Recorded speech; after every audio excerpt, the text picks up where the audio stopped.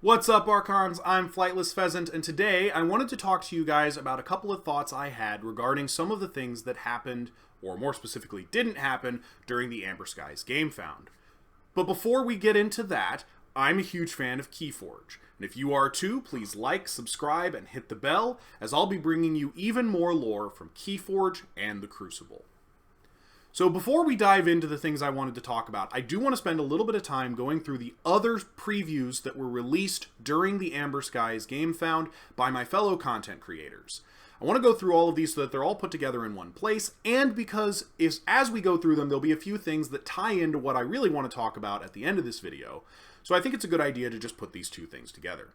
Obviously, I'm going to put links down in the description for all of the other videos by my fellow content creators who put these videos out and who previewed these cards. Go look at their previews, go take a look at all that. But I wanted to put it all together in one place so that it was all where we could all look at it together and talk a little bit about what has happened or hasn't happened in the Aember Skies Game Found. All right, I'm going to be doing these in no particular order, so I'm just going to kind of go through them as I sort of have them, and we'll look at them together. But I will point out some things as I go that I think are going to be important for the discussion at the end. So the first two I'm going to show you were previewed by Team Covenant, and they are Rose of Sharon and Cobalt Capulet. So Rose of Sharon is a 3-power 1-armor ship. Note the ship trait. That's going to be important later. With Deploy and Elusive, that says, action, choose a neighbor of Rose of Sharon, deal damage to an enemy creature equal to that neighbor's power. If your red key is forged, repeat the preceding effect. So this is an uncommon. This is actually a really good effect. I think Deploy and Elusive both do a lot of work here, and I think this is an action of high enough value to make up for the fact that you're not going to be reaping or fighting. And actually, it's kind of better than fighting, because I think it's going to take out, on average, 1 or maybe even 2 creatures without you ever having to put your own creature in danger. And then the other one is Cobalt Capulet. This is a 3-power 1-armor Martian soldier that says, after Reap, capture 2 for each of Cobalt Capulet's Mars neighbors. This is a common, and I really like this one too, because I think that this implies that there's going to be a Martian Montague of some kind for this Martian Capulet to be getting ready to fight. If you don't know, that this is a reference to Romeo and Juliet, the Montagues and the Capulets being the two families that were beefing during that Shakespeare play. So I'm looking forward to this one as well. I think it's going to be a really cool card, and we're going to see a lot of this because it's going to be printed at a common. These next two were previewed by the Nordic Keyforge podcast, and they are Quantum Mouse and Helichopper. Quantum Mouse is a 1-power Logos cyborg that enhances 2 draws and a discard, and says when you would resolve a draw bonus icon, you may choose to discard a card instead. This is also at a common, so I think we're going to see quite a few of these. Honestly, I think this is a pretty good effect, right? Because draw is a little bit random. You don't quite know what you're going to get. But discard is much more consistent. And we know scrap is still in this set, so you might be able to get some value out of scrapping a card using a Quantum Mouse's effect to turn a draw into a discard. So I think that's actually not bad. And then Helichopper is a 5-power Geistoid creature with the ship trait. Again, notice ship. That says, if you are haunted, Helichopper gets +3 power for each amber on it, and as an action it can capture 2. This is a rare. So this is another one where Geistoid is getting benefit out of having amber on its creatures. It's a little bit of amber control. Actually, I feel like the amber control in this set's going to be a lot better than it was in Grim Reminders. Obviously, this is a rare, and so it doesn't really count for that. But you'll see there are other cards that have pretty decent amber control scattered throughout the previews that we got. Yeah, I like this card a lot. I think it's going to be pretty good when you see it, obviously. And it's going to be a big stompy card in a set that mostly doesn't have big stompy cards, which is another thing to think about, because a lot of these Skyships are also pretty stompy, and that ties into what we're going to talk about later. These next two cards were previewed by Team GG, and they are Safe Port and Requisition Writ. So Safe Port is a Skyborn action that gains you an amber, and says, play, if your yellow key is forged, a friendly creature captures 2 amber. If your opponent's yellow key is forged, steal 1. So I think this is going to be a really good card. This is also at a common. This is great amber control, and you're going to see a lot of this. Obviously, your opponent might try to avoid the steal effect by not forging their yellow key, but even if they do that, you can forge your yellow key, and then all of a sudden you can capture with this, which is pretty good. That's still decent amber control. 2 capture is not bad. And it gains you an amber no matter what, even if no keys have been forged yet. So I think this is going to be a pretty good card that we should look out for. And then Requisition Writ is a Aquaidan upgrade that says this creature gains after Reap, pay your opponent 1 amber. If you do, take control of an enemy creature. This is a really cool card. It's very Aquaidan, where it's got sort of two sides to it, right? You can put it on your own creature in order to steal your opponent's creatures that they care about, or you can put it on your opponent's creature and force them to not be able to gain amber from that creature's Reap effect, unless it has some additional effect that allows it to gain more amber. I think this card's pretty darn good. It's got some versatility. It's got some back and forth to it. It's at a special rarity, which usually means that it's linked to another card or only appears in the exception of another card. So I'd have to know a little bit more about the conditions under which this card can appear in a deck to really give a full analysis. But I think it's going to be pretty decent, and I really like that it has a strong Aquaidan feel to it. These next two are previewed by Archons Corner, and they are Distributor Janut and Parabyte. So Distributor Janut is a 2-power human that enhances 2 capture pips and says after fight / after reap, move 1 amber from a creature to another creature. This is a pretty good effect. We had a Saurian creature that did something very similar, but it only triggered on reap and did not trigger on fight. Although at 2 power, I don't really know who Janut's fighting. But she does also have flavor text, and she says Employee of the Month, 47 months running, which is a long time. I like this, also printed at a common. This isn't really Amber Control, but it is Amber Manipulation, which is also really valuable, especially in a set that's seeming like it's going to have quite a bit of capture going around. Speaking of quite a bit of capture going around, here's Parabyte. This is a Geistoid creature with 2 power. He's a Spectre AI, which I think this is the first Geistoid AI we've seen, though I guess I'm not surprised.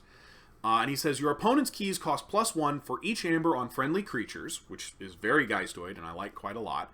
And he says, play / after reap, a friendly creature captures 1. I especially like this because Geistoid sort of struggles with capturing amber during its own turn, and Parabyte here is actually really good at it. He's also a 2 amber swing all on his own. You play him, he captures 1 onto himself, he increases your opponent's key cost by 1. They went from checking at 7 to being unable to forge with 6. So I think he's pretty good, and I think at a common you're going to see him stopping a lot of keys throughout the set. These next two were previewed by Hunter and Friends, and they are Eruption and Atomic Destabilizer. Eruption is an 8-power, 1 armor ship. Again, we have a very strong, very powerful creature with the ship trait. It's a rare. It has Versatile, which is really nice, and it says play Exalt Eruption 3 times. Then it says after fight, move 1 amber from Eruption to your pool. So here again, we have another creature that has the ship trait that's very large, very powerful. The art depicts him flying, which all the other ships, if you haven't noticed, also have that in common. I think this is going to be a really cool card. I think it does very Brobnar things. I like it quite a bit, and I think we're going to see some good use out of it, but at a rare, we probably won't see it super often. And then Atomic Destabilizer is a Geistoid upgrade that gains you an amber. It says this creature gains at the end of your turn, this creature captures 1, then lose 1 for each amber on this creature. So you're almost exclusively going to put this on an opponent's creature. But it's a really good effect, and again, it's more amber sort of control. You're going to make your opponent capture 1 from you, which obviously isn't ideal, but then they lose 1 for each amber on the creature, which can get pretty oppressive, especially if you put it on something with skirmish that's a little harder for them to kill off. And then if you ever want your amber back, all you got to do is kill the creature, because this doesn't give them any kind of defensive buff to prevent that from happening. These next two cards were previewed by Bad Penny Press, and they are Shard of Change and Kaipax Encapsulator. So, okay, Shard of Change was a big surprise. I did a whole video a little over a month ago on shards, original shards for the houses that did not get them back in Age of Ascension. And here they are. Shards are back. And here's the Geistoid one. Shard of Change is a Geistoid artifact that says, action for each friendly shard, swap a card from your hand with a card of the same type in your discard. And its flavor text says, forged from negotiation. I like this. I think this is great. I think they even did a better job with the Aquaidan Shard than I did, so I'm really happy to see that. I hope that this means, well, I assume that this means that the old shards are coming back, and that the two other houses, being Geistoid and Skyborn, who did not have shards up to this point, will be getting shards to participate in this set. But yeah, that means we'll be getting the other ones back, I hope, and that's really exciting. And then Kaipax Encapsulator is a 2-power Mars Beast with Elusive that says, after Reap, put an enemy creature into its owner's archives. So, normally, when Mars puts something into an archive, it puts it into its own archive to keep it away from its opponent. This is the abduction mechanic. But this creature doesn't abduct people. It, like, wraps them up in cocoons, like a spider. So I like that this is a little bit different, because, again, you're not getting abducted. You're getting, well, tied up in web, basically. I think this could be really good. It's not quite as good as putting it into your own archive, but at an uncommon with Elusive at 2-power, I think it's plenty good. And I'm really happy to see more creatures that are just sort of moderately effective instead of the crazy high power level that we were seeing out of Grim Reminders. These next two were previewed by Tabletop Royale, and they are Cirrus Mace and Colossipede. So Cirrus Mace is a Brobnar artifact, and generally I really like Brobnar artifacts. They tend to do really fun and interesting things, and this one's no exception. It has action, give a creature 2+1 power counters, deal 2 damage to each neighbor of that creature, which I think is really good. I probably would mostly use this to get rid of my opponent's small creatures that are annoying me while increasing the power of their creatures I don't really care about. But obviously, I could use it on myself if I'm more interested in getting the extra power for myself. I think this is really cool. It's a fun take on some of the other Brobnar weapons that we've seen up till now. And at a common, I think we're going to see a lot of these being used in a lot of really good ways. It's another one of those spot removal cards also, which we've seen a lot of spot removal in this set that I think it plays into what we're going to talk about later. And then Colossipede is another one of the Sky Beasts. This is a 7-power insect that says each friendly creature with Amber on it gains after fight, move each Amber on this creature to your pool, which is awesome. And it says play, exalt each creature. So this is a really cool fight effect. I think that, you know, that's another thing that's really cool and that's really powerful and really potent about this creature. And it exalts your opponent's creatures too, so you can get that Amber back by fighting into them and surviving the fight when they don't. And then you also get the Amber that was put on your creatures. So yeah, I think Colossipede is really, really cool, and I can't wait to see it get played in games. These next two cards were previewed by Amber Medes, and they are Tryhard and Vapor Imp. These are both Disc Imps, and both of them are really good, and I think they show the two sides of good disruption, right? So Tryhard is the kind of disruption that forces your opponent to change strategies, or at least has the potential to do so. Tryhard has play. Each player randomly discards 1/3, rounding down, of their cards from their hand. So this will normally take 2 cards out of your opponent's hand, and if you play it right, it'll take 1, maybe 2 out of yours. This is exactly what you want to see out of good disruption, right? It messes up your opponent's plan for the next turn and forces them to change strategies, or at least has the potential to do so. And then Vapor Imp is the other kind of disruption you like to see, which is the kind of disruption that requires an answer. So Vapor Imp is a 2-power creature that has enhanced discard, and he says after Reap, discard a random card from your hand. During your opponent's next turn, they cannot play cards of the discarded card's type.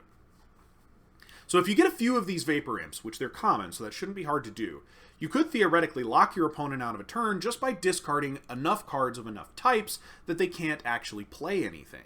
And even if you can't do that, you can curate what type of card is going to get discarded by having control of what ends up in your hand before you Reap with this creature. I think this is exactly what you want to see, right? Disruption that either messes up your opponent's plans or needs to be answered. And I think this is really good because it means Dis is going to be doing exactly what we want from it, which is disrupting your opponent's plans.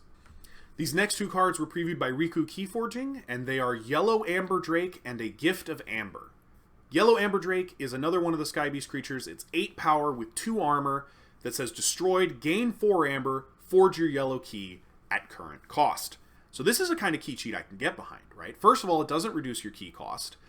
It just forges the key at current cost if you can meet certain conditions, and it only forges the yellow key. So if you've already forged your yellow key for some reason, this guy's not going to do much for you at all anymore, other than be an 8 power, 2 armor body, which admittedly is pretty aggressively good all on its own. And again, this is another thing I want to keep an eye on. There's how many of the Sky Beasts have like strong destroy effects or fight effects. And then a Gift of Amber is a dis action that says play, destroy up to 2 friendly creatures, gain 1 amber for each creature destroyed this way. This is really great. It's a great way to trigger your destroy effect. It gives you amber for doing it. This is a common, so you're going to see quite a few of these. Yeah, I just think this is a really great card. It feels very dis, and I think we're going to see a lot of value out of this card in Aember Skies. And the last two cards I'm going to talk about were previewed by Help from Future Self, and they are Gat Tattoo and DDoS. So you might recognize DDoS because he also got previewed by Ghost Galaxy like a day or two before Help from Future Self previewed him. I assume this was some kind of communication error, but who knows? But anyway, so we've already talked about DDoS, but we'll go over him again in a second just to be thorough. But Gat Tattoo is really cool. So this is a 5-power Brobnar Giant. It's a rare that has 2 Brobnar House Enhancement pips, similar to the Mars creature that was a rare that had 2 Mars Enhancement pips. And he says each other friendly Brobnar creature gets +2 power. That's really potent, especially since a lot of the creatures in this set are kind of small, and if you could throw around some House Enhancement pips and make them bigger, that would be really good. And then DDoS is an upgrade that gains you an Amber and says this creature gains your opponent cannot play creatures more powerful than this creature. It has a flavor text that says outliers distort statistical analysis and violate the dataset. So DDoS is really cool. It's basically Elite Disrupt Zord, but it's a uncommon instead of a rare, and you can put it on any creature, so the power can be whatever you want it to be instead of it having to be 6. I think this is a really good card. It's a good disruption effect. It's going to need an answer, which is what you want out of disruption, right? You either want it to require your opponent to answer it, or to disrupt your opponent's plans before they can execute them. So yeah, I think this is a really good card. Okay, now that you've bared with me through all of that, we can talk about what I really wanted to talk about in this video, and that is what happened to some of the mechanics that were previewed in the Grim Reminders preview cards that were shipped out with the Grim Reminders game found for Aember Skies, but that we didn't really get any information on throughout the course of the Aember Skies game found, which is why I wanted to go through all those preview cards with you so that we've talked about all the cards we've seen so that we can all be on the same page about what we have and have not seen. So, the 2 cards I want to talk about that were previewed are Quantum Compass and Hollow Camo. And I think, my theory is that both of these cards tie into a mechanic that ultimately they decided not to use for Aember Skies, and personally I'm pretty disappointed because this is the mechanic I was most excited about for Aember Skies, and that is Stratoflight. So Quantum Compass introduced the concept of a keyword called Stratoflight, but didn't tell us what it did. I did a whole video covering what I thought it did, and I think that it was going to cause creatures to not to be able to fight or be fought except by other creatures with Stratoflight. And further, I thought all Sky Beasts and Sky Ships were going to have Stratoflight. But you'll notice no cards had the Skyship trait, which is weird because Hollow Camo, which is the other card I wanted to talk about, very specifically says that it can only be attached to a creature that is a Skyship, meaning that something was supposed to have the Skyship trait. But now, nothing ended up having that. And if you go back and you look at all the ships that we talked about today and that have been spoiled previously, they all seem to be flying through the sky, which makes me think that they were originally going to be Skyships.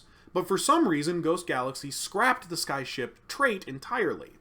And I think one of the sub-themes of this set was going to be Skyships versus Sky Beasts, and that both were going to get the Stratoflight keyword to imply that they were fighting each other above the Crucible while everyone else was doing their various actions on it. And I think it's a real tragedy that this went away, because you can still see echoes of it in the cards we saw. Many of the ships have really powerful effects and are very strong and have good fight abilities and are good for taking out powerful creatures. The Sky Beasts tend to also be really powerful and they have good fight effects, or they have destroyed effects that you kind of want to get off, but that might be difficult to get off if they had Stratoflight and therefore can only fight your opponent's creatures that were either Sky Beasts themselves or Sky Ships. And ultimately, I think maybe that's why they scrapped the idea, is they wanted the Sky Beasts to be more consistently good than they would be if they couldn't fight whatever they wanted to fight. But to be perfectly honest, I think it would have been fine, right? Sky Beasts are ultra rare to begin with. Most of the Sky Ships are rare. I think it would have been okay. I don't think it would have been as disruptive as they were worried about, but I guess I understand. And honestly, my answer would have been just put in more Sky Ships at lower rarities and problem solved, right? The Rose of Sharon was an uncommon, for instance. I feel like there's a way to solve this that doesn't involve scrapping the entire idea.